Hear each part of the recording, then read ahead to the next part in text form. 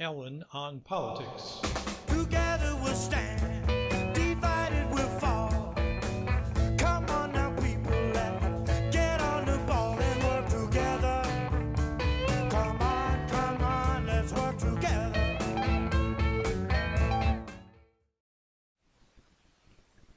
Good morning. Welcome once again to Ellen on Politics.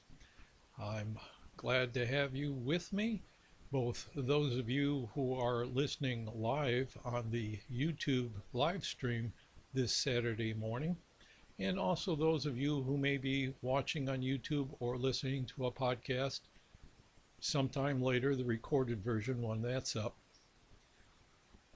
If you are wanting to use the chat to communicate with me, what you need to do is to sign in to your YouTube channel.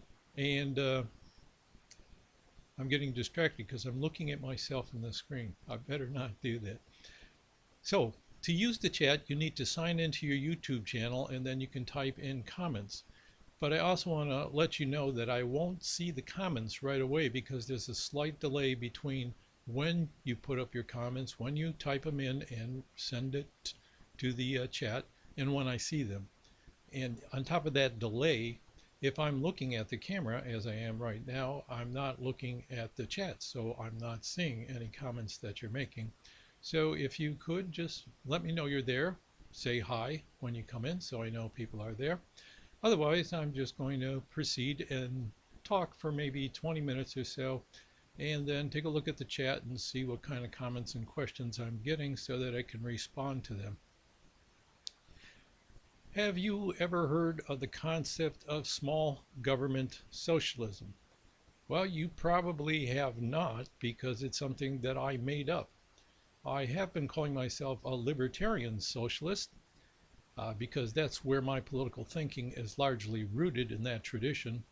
But because I've altered key elements of that tradition, trying to do an updating and rethinking of my own, sometimes some other libertarian socialists have taken umbrage at that and feel like I'm either distorting the tradition or introducing dangerous concepts. The big thing is, I think there is a place for electoral politics, but I can answer some of the objections that may come up about that, I think, anyway. So small government socialism. Now, we're usually accustomed to thinking of socialism as something involving big government, and that is largely because of the strategy of Marxist socialists, both the democratic socialists, say in Western Europe, and the more revolutionary forms of Marxist socialism that took root in Russia for a while and have also influenced other countries, Cuba, some Latin American countries, China in particular. And what the strategy of Marx was, that has been followed by a lot of these Marxist socialists, was to form workers' parties and then use the party to gain government control, use government power then to eradicate capitalist institutions, particularly taking private property and the means of production away from investors and putting it in the hands of the state so then workers could control their own workplace. The idea was that at the end of this process, once the workers' state was firmly established, then the state would wither away because people would be managing the work on their own through factory committees and such, and that distribution of the abundance that would come from utilizing modern technology would able to be people taking whatever they need. So it was kind of a utopian picture of the future, but it did have this element in it of the expectation that once socialism was firmly founded, the state would no longer be necessary. The state meaning a set of institutions that make laws and uphold a particular political order.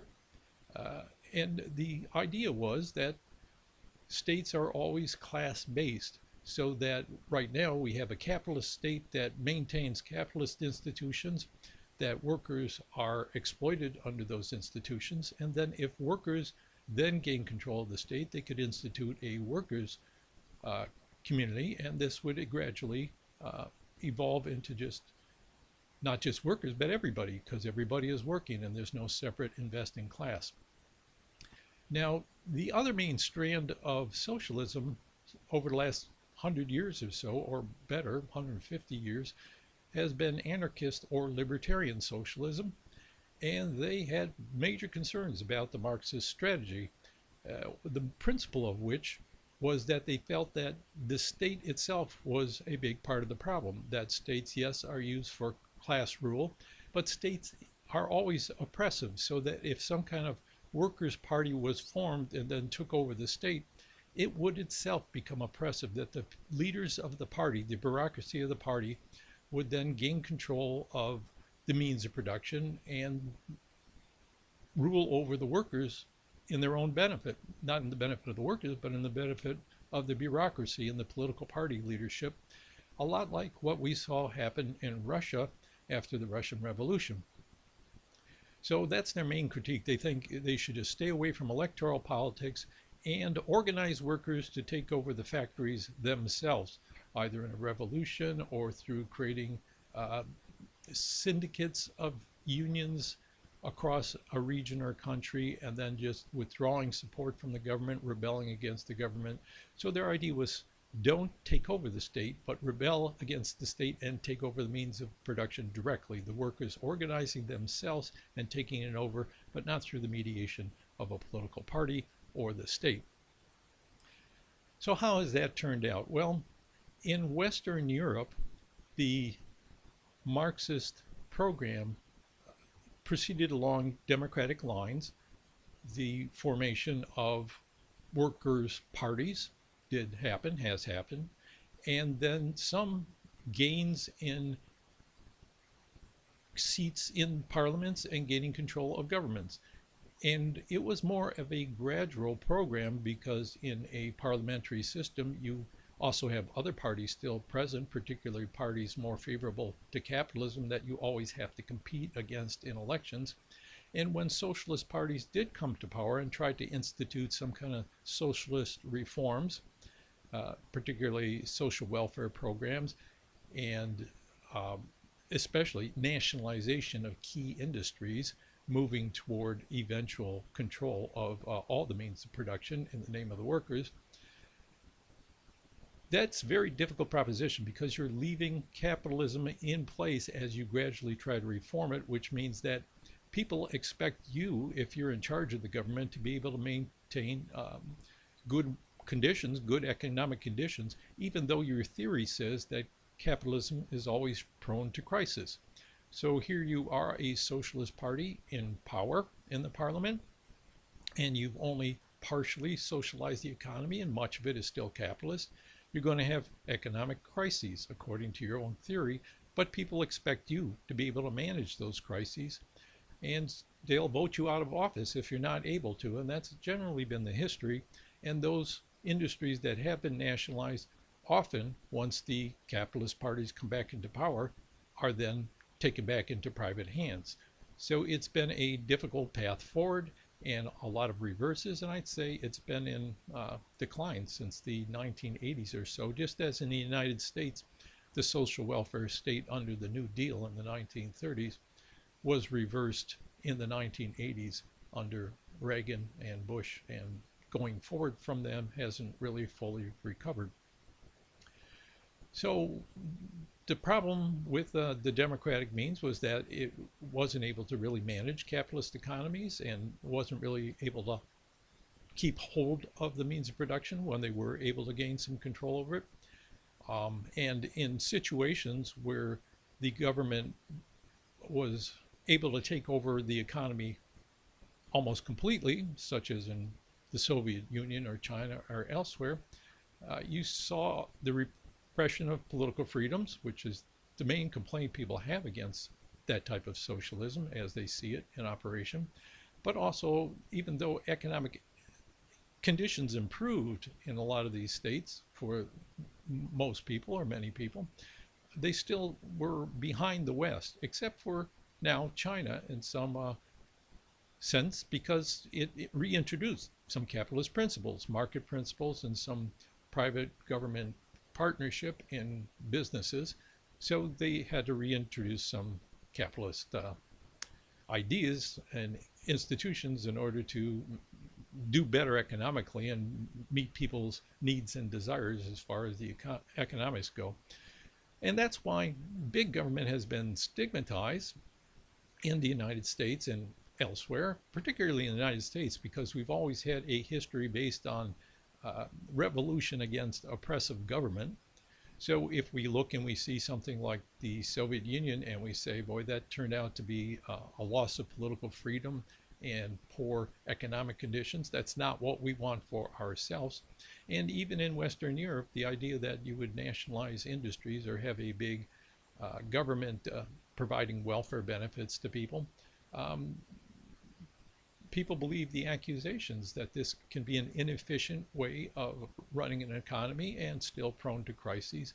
And maybe we need to revert to more capitalist principles. That is, you try this, you try that, and you keep going back and forth between a little more capitalism or a little more socialism, and you can't really determine which is going to work best. But people fear the idea of big government and want to not move too far in that direction because they're afraid it's going to either wind up something like the Soviet Union in the extreme, or at least become a more bureaucratic heavy economy where you have too many people in government who are not devoting themselves to producing useful things, but just making life more complicated for the average person. The picture that's generally conjured up is waiting in line at the driver's license bureau, and how inefficient government can be like that. I don't know if that's the best example, but that's the one that they often use to make a larger case that government bureaucracy is just a drag on the economy. So if this is not working, how well has anarchist socialism worked out, or libertarian socialism? Well, here, there's not a lot of progress. So 150 years, and they have not progressed much since about the 1930s or so. Every time they've been able to create somewhat of an anarchist or libertarian socialist society, it's been in a small region or territory of a country during revolutionary conditions usually, and didn't last very long because it was quickly suppressed by the state or some outside military intervention, or even by Marxist socialists putting down any kind of anarchist rebellion or libertarian socialist forms of government. Either way you look, either the Marxist strategy or the anarchist strategy has not gotten very far, and they've made critiques of each other that I think need to be taken seriously in proposing a way to go forward. Now, in 2016, when Bernie Sanders' first presidential campaign started gaining steam, what we saw was that a lot of people, especially younger people, started to take an interest in socialism. And they joined the Democratic Socialists of America, which had been around since the 1980s but had become kind of moribund, flocked into that, and now it's starting to decline a little bit because they are having trouble finding a way forward. And I see the same divisions from way back being played out again, the divisions between the Marxist strategy and the libertarian socialist strategy. Right now I'm looking and waiting for comments. If anybody is out there, please let me know. I hope this is actually live. Not sure what's going on out there, but please give me a heads up if you're out there so I know what's going on. Not seeing any chats so far. So what would small government socialism look like, and how would we get there? Well, here, picture it like this. You have an electoral strategy presenting this program, and you try to gain some power in government to start implementing the pieces of this program. Now, the idea is not for the state to take over the means of production, but to hand over the means of production to the workers in various individual businesses. Say you have people who still invest in that business, but it always would be in the form of loans rather than capital ownership. so that the control would be in the hands of the workers, and all they had to do is pay back the loan and the terms under the terms of the loan with whatever interest rate was determined, and they control the business themselves. So the means of production would be socialized in the sense that a corporate business entity owns the means of production, and that entity is controlled by the workers in that particular business. And then you would have a market for exchange of goods between businesses or with consumers.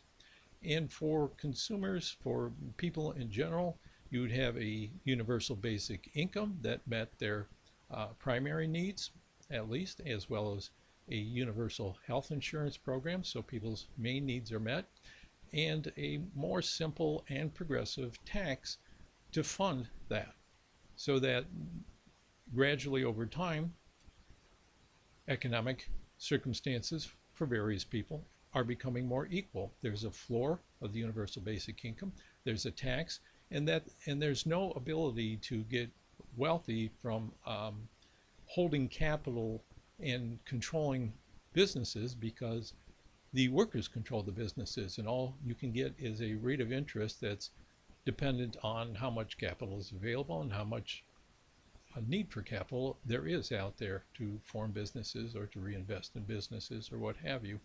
So that's the general picture. Before you could get anywhere near there, though, you need to really reform our democratic institutions to make sure they're more responsive to ordinary voters, which we don't have right now. That's a topic for another show. It's something I've covered in other ways, but here in the United States in particular, we have a problem with the two-party system, and people who, socialists say, who, whether of the Bernie Sanders stripe of a gradual reform of capitalist institutions, more social welfare, more regulation, that type of thing, taking over some areas of private business like health insurance. They have tried to work within the Democratic Party and been blocked there.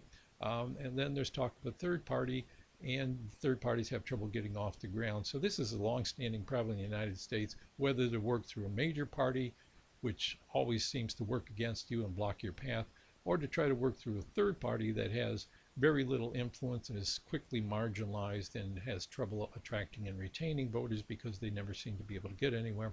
So what to do about that problem is a whole other question, but that does need to be part of a program to further democratize and make more fair the playing field for political parties. And the program that I'm proposing for small government socialism, even if it never got anywhere, because I would expect if it got very far, there would be a lot of pushback from wealthy people and the investing class, and it may not be able to come to fruition simply through democratic means. We've seen, at least if you look at history, there's a willingness to suspend democracy in order to fight off attacks on capitalism, but it would at least advance the program by making people more aware of it through political campaigns. And that's where people get most of their political information these days, other than being stuck in social media bubbles that are just reinforcing their views. The only way they become open to new ideas or become exposed to new ideas, the main way now, is through political campaigns, in my opinion. So it's good to have a party out there with a different program that's promoting it, if they can get some feedback from people, if they can get some attention from the general public and not be marginalized like most third parties are. So I'm still waiting for a chance, and I'm wondering if there is a problem here because I'm not seeing anything. Let me check and see what's going on out there. Hang on just a minute. I will be right back.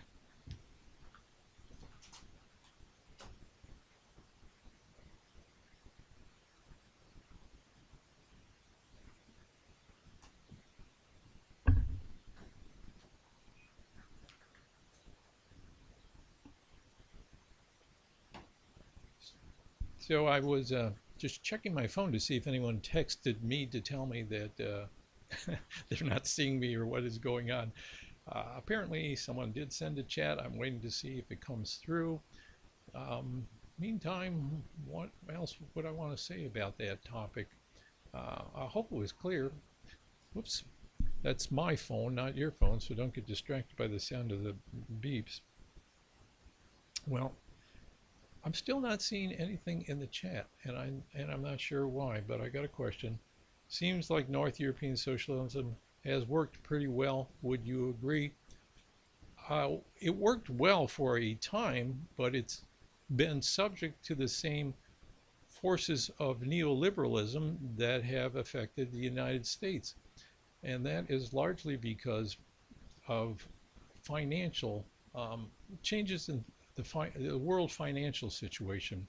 Right after World War II, they set up a financial system that was largely based on the dollar. All other currencies were roughly pegged to the value of the dollar, and then the dollar was pegged to the price of gold.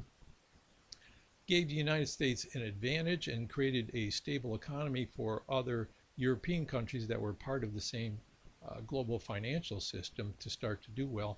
But once Europe's recovered after the war and began competing with the United States, there was a lot of pressure on the dollar as because our trade imbalance, and eventually under President Nixon they had to take the dollar off the gold standard, which means that the value of the dollar would float.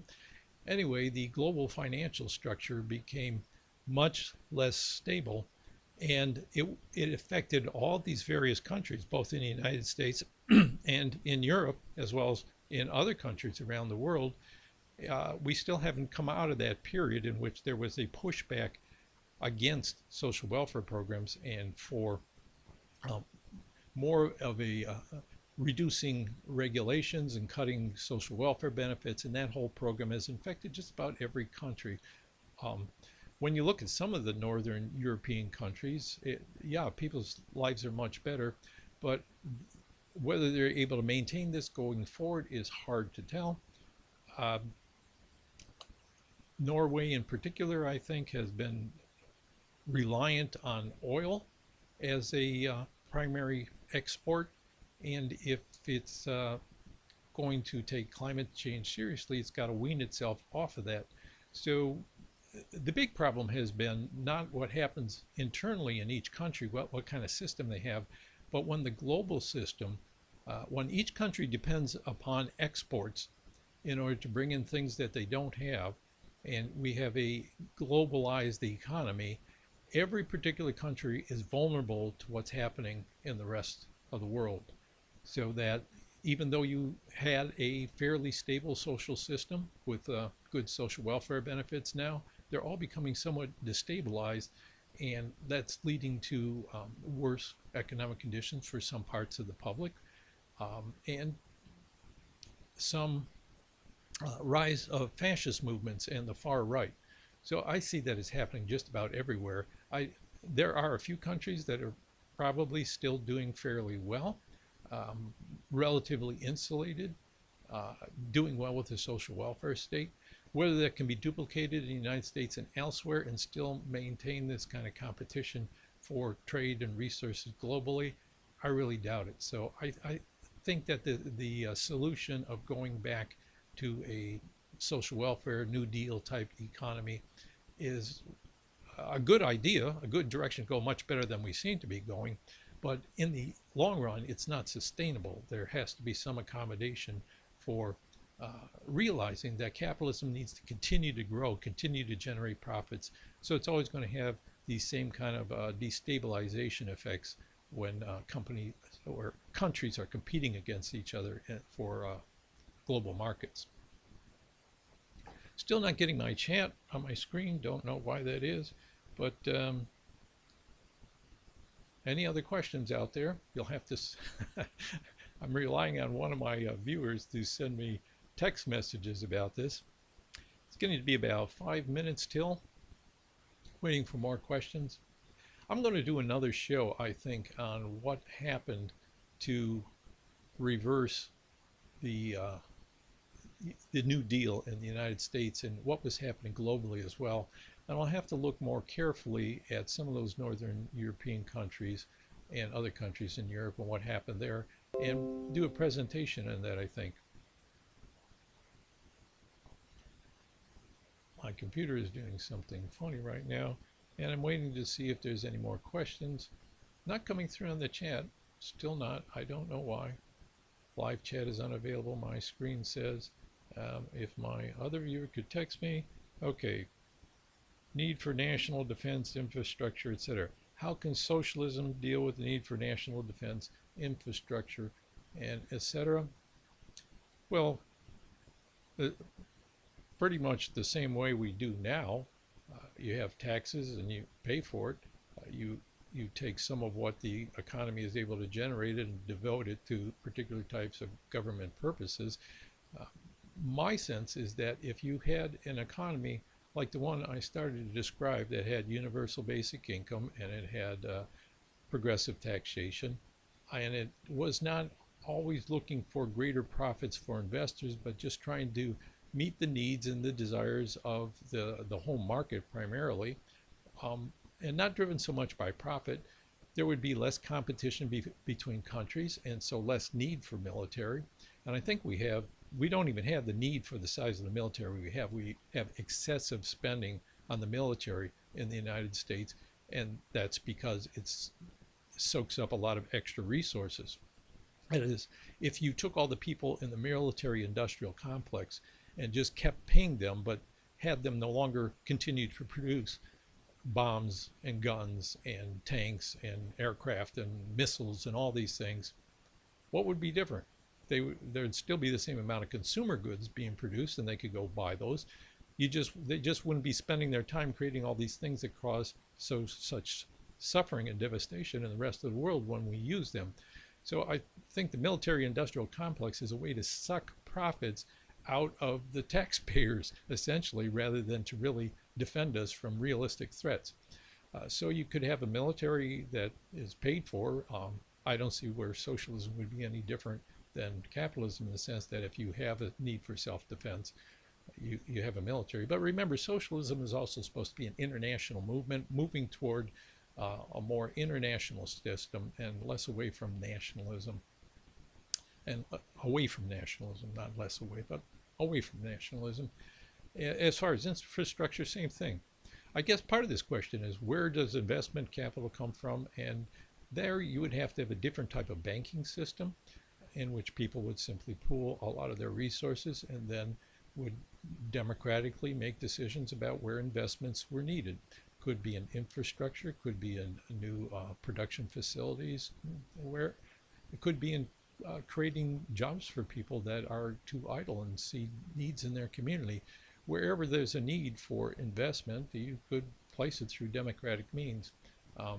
Doesn't necessarily all have to be done through a central government. It can be done regionally, locally, voluntarily, through, say, credit unions, hooked up to some kind of a national bank system. Credit unions could take money from the people in a particular city, take deposits, and then those people could vote on priorities for their particular area, like what do we need here, what kind of investments do we need. Well, it's getting towards the end of the half hour, and I'm still not getting my chats through, so I apologize if I'm not able to answer all the questions that are there, but maybe we'll get this working next week a little better. Last week it worked fine. Gonna have to explore this. Learning curve to climb every week here on Al-Anon Politics. Yep, one more message before we close up for the day. What you pointed out seems to be a problem with the corporate model. What you pointed out seems to be a problem with the corporate model. I didn't specify this, but one of the main proposals I would make is that the privileges of incorporation only be given to those entities that are either for nonprofit purposes or that are controlled by their workers. Now, when you create a corporation, you have limited liability. That is, if somebody wants to sue the business, they can't sue the owner or the partners for all their personal assets. They can only sue the company for the particular assets invested in that company. That kind of limited liability and a perpetual existence that goes beyond the lifetimes of the natural persons who created or direct a business, those privileges would only be given to worker-controlled co-ops. So yeah, I think the corporate model is the biggest problem, and you could easily fix that without taking property away from people. You simply move property, you simply abolish corporate shares, shares in corporations that are given dividends or give control over to the investors. A little complex to talk about. I'm going to talk about some examples of that in future programs where workers' control has been used and how it worked out. There's several examples in the world and in history, but not on this show. I think that's enough for one day. General concept of small government socialism is a different program, a different strategy than either the Marxist program, whether democratic socialist or revolutionary socialist, and different than the libertarian socialist position, even though that's more where my thinking comes from. I want to expand on this in future shows and also set up some forums online to discuss it. I'm going to start with Facebook, see if I can set up a group there. And so separate from the Alan on Politics page, I'll set up a discussion group and let you know about that next week.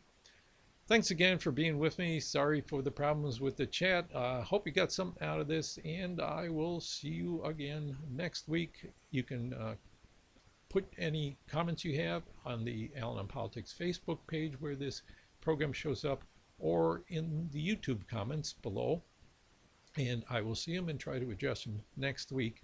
Thanks a lot for watching. See you next time.